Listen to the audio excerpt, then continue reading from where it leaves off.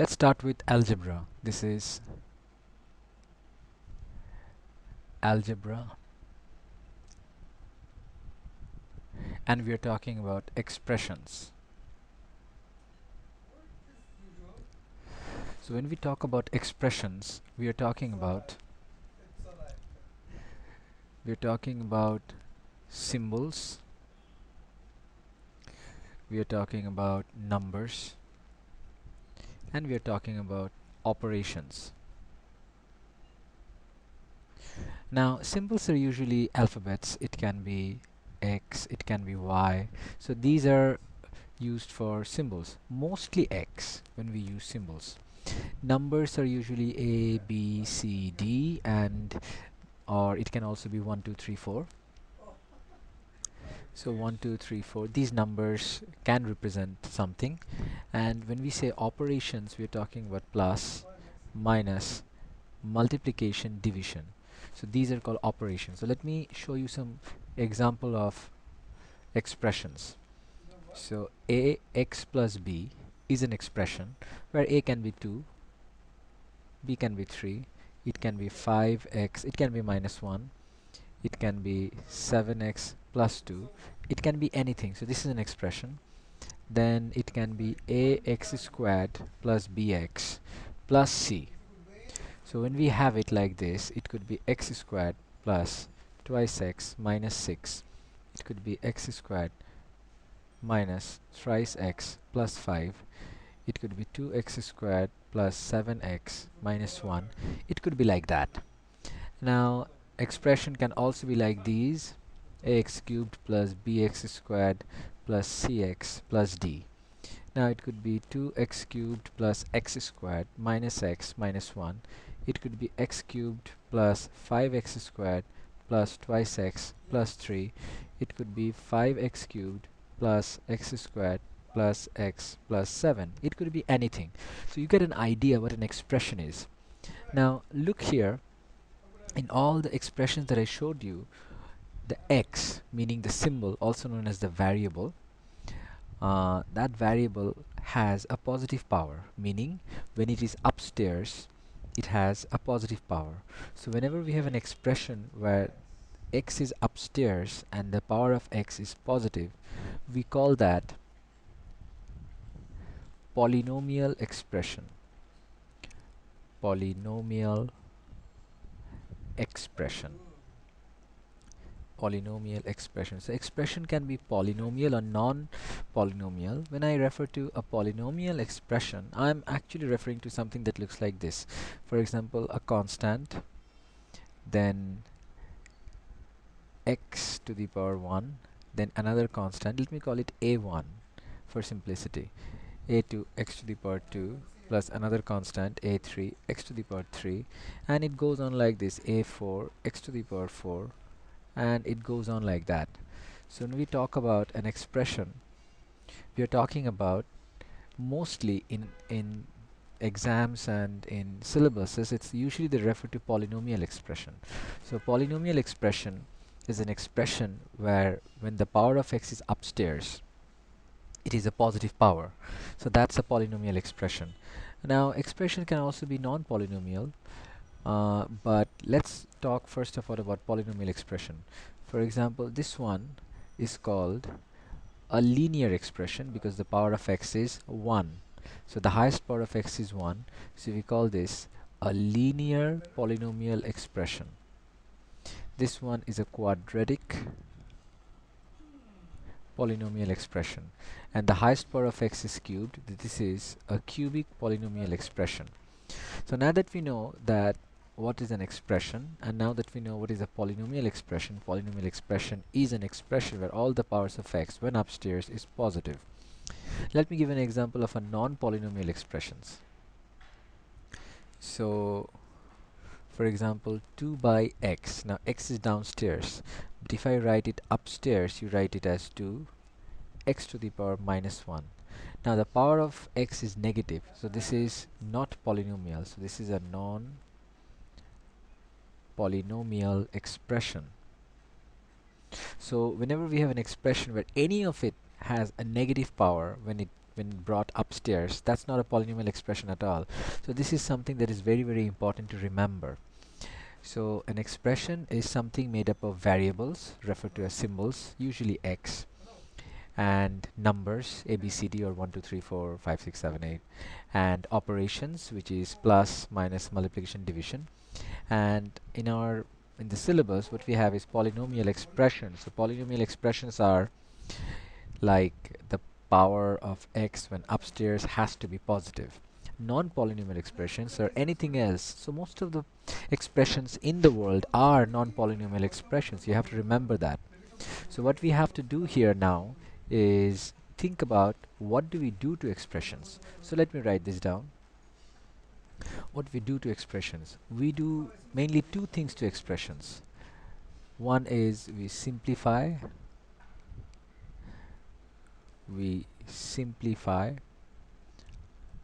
The next thing that we can do is factorize. So we can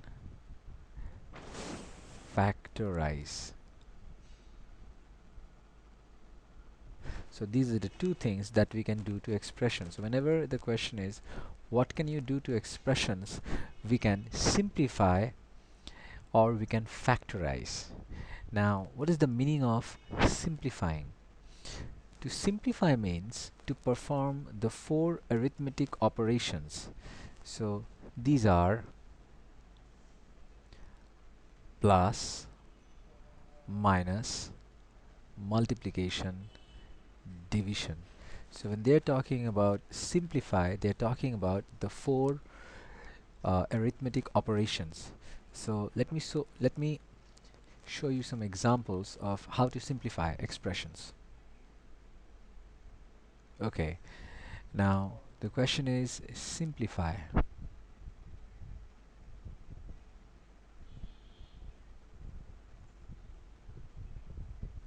So for example, one question can be twice x plus 7 plus 5x plus 3, and they're telling you to simplify. So you know simplifying means the 4 arithmetic operations. So let's add up twice x plus 5x. They can be added together, that is 7x, plus 7 plus 3 is 10. So that's it, done. You cannot do anything else, and this is, remember, you cannot add 7x with 10. Let's do another example. We call this example 1. Let's do example 2. Now here we can have an example where we have multiplication. For example, twice x plus 1, x plus 5. So what we do is we multiply this. Twice x into x is twice x squared. Twice x into 5 is 10x. Then, so what I did here is I multiplied this with this one, and then I multiplied this with this one. So twice x into x is twice x squared. Twice x into 5 is 10x. Now I'm going to multiply this with this one first, and this with this one. Okay, first with first and last, last with first and last. That's how you multiply this when you're simplifying it. So 1 into x is x, plus 1 into 5 is 5. So the first thing we had done, we have multiplied it. Now we have to simplify. So 2x squared is 2x squared. 10x plus x is 11x. Plus 5 is this. So this is done, simplified. So let's do another example. Example 3. Now you might also have to simplify fractions. For example, it can be twice x by 3 plus 5x by 2. Now when you have to simplify something like that, when you have to simplify a fraction, what you have to remember is you have to take an LCM. So this is 3, this is 2. So you try to find the LCM. So 3 into 2 is 6. So this would be, how do we get 3 multiplied to what is 6? So 3 2s is 6. So you multiplied that 2 upstairs. What do you multiply 2 to get 6? 2 3s is 6. So you multiplied the 3 with upstairs. So this is going to be 2 to the 4x plus 3 5s are 15x divided by 6. So this is going to be 19x by 6. So this is how you simplify. You just add, subtract, multiply, divide. That's all you have to do, simplifying. Now the next thing that we have to talk about is factorizing. So let's talk about factorizing.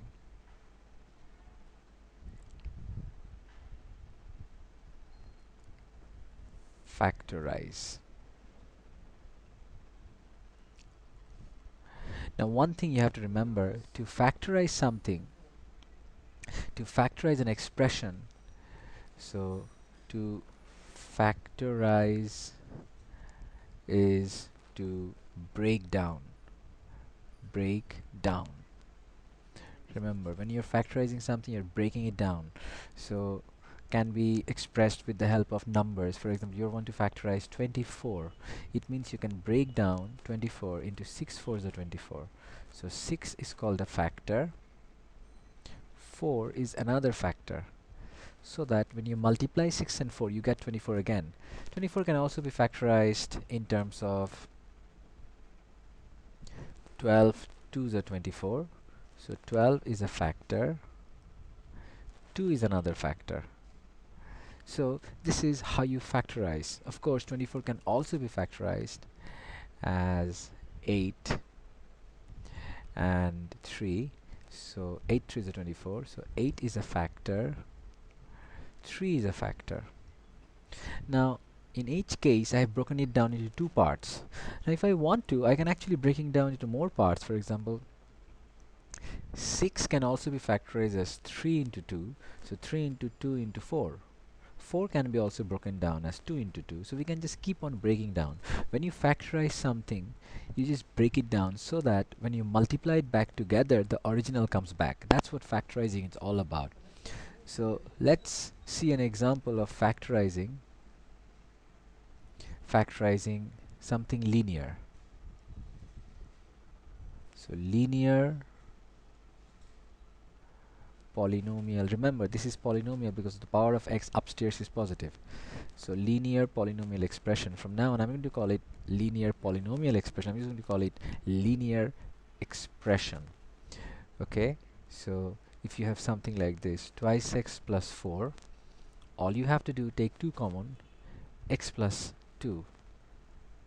That's it. Done. Nothing else. You cannot do anything else. So if you multiply 2 with this, you get 2x plus 4 again. Another example.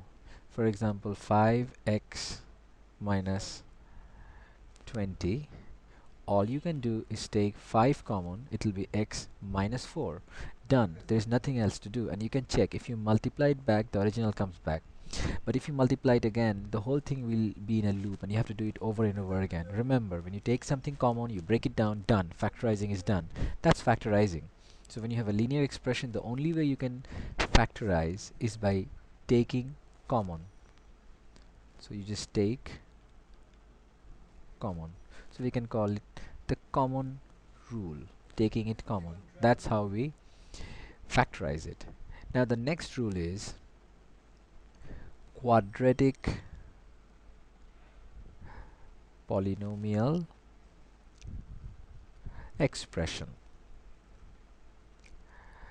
So quadratic polynomial expression is something like this. You have something like ax squared plus bx plus c. Now this can have a number of forms. For example, when we have where there is no c, suppose when c equals to 0, so the expression is ax squared plus bx. That's also a quadratic polynomial expression. Remember, the definition is a polynomial where the highest power is 2, so we still have 2. So an example for factorizing this, example 1, suppose 2x squared plus 4x, just take 2 and x common, it will be x plus 2. Then another example could be 5x squared plus 10x. If you take 5x common, it will be x plus 2.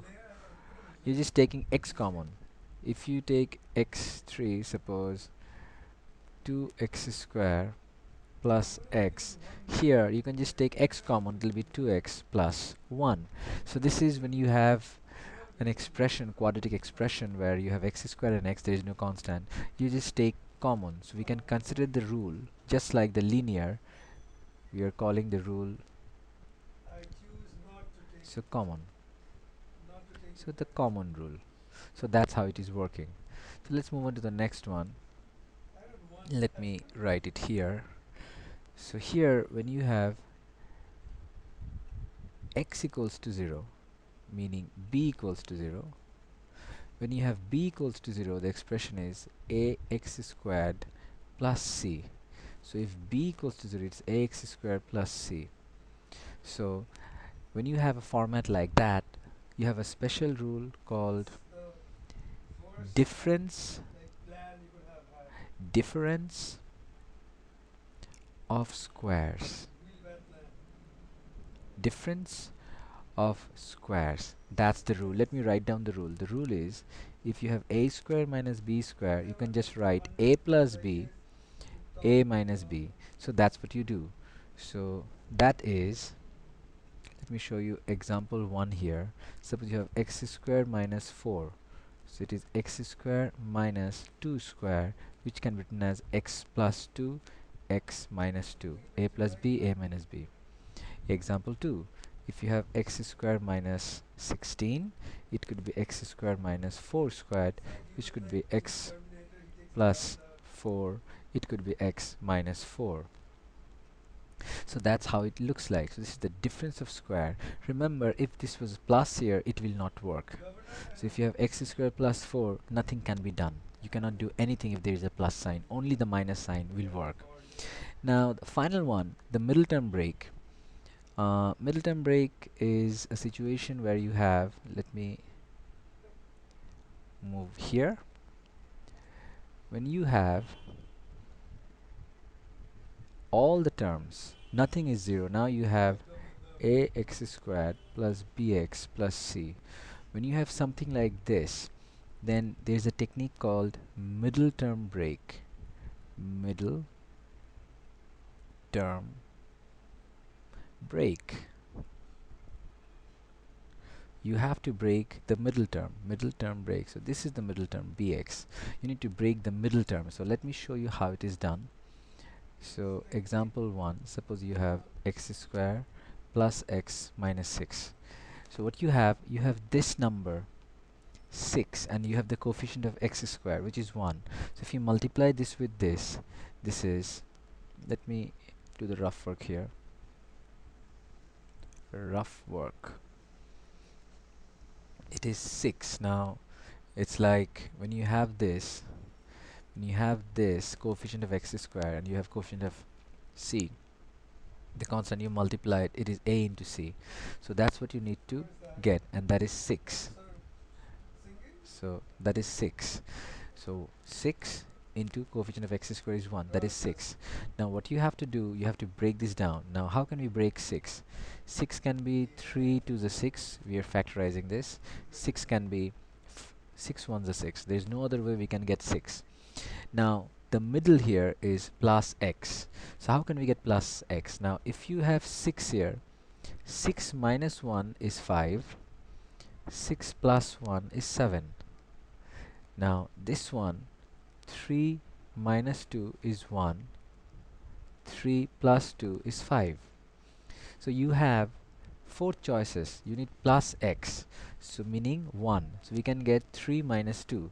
So what we write here is x squared plus thrice x minus 2x minus 6.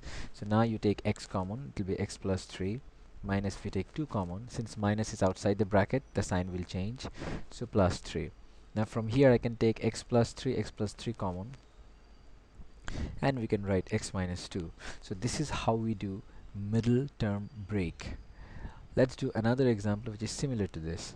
So we have x square plus, now we can write 5x minus 6. Now if you take a look here, now we have plus 5x. So we can get 6 into 1 is 6. Now how can we get 5x? We have two ways. 3 plus 2 is 5, 6 minus 1 is 5. So let's see which one works. So we can get, it will not be imply sign, it will be equal to sign. So it will be x square plus 3 to the 6, 3x plus 2x minus 6. So if I take x common, it will be x plus 3. if I take 2 common, it will be x minus 3. So this doesn't work. This is x plus 3, this is x minus 3. They don't match. If they don't match, it cannot be done. So we cannot take this one. Let's take 6 minus 1.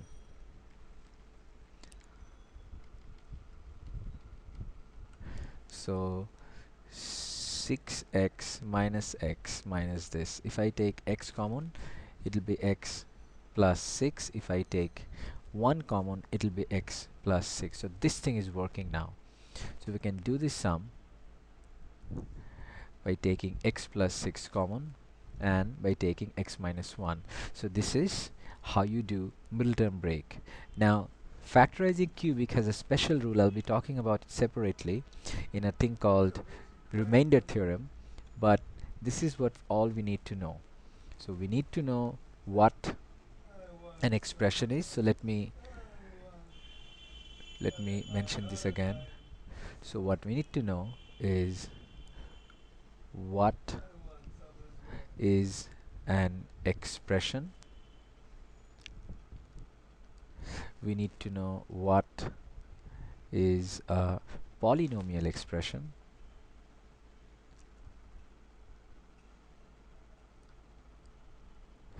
Then we need to know how to simplify an expression. Then we need to know how to factorize a linear and quadratic expression. So these are the three things.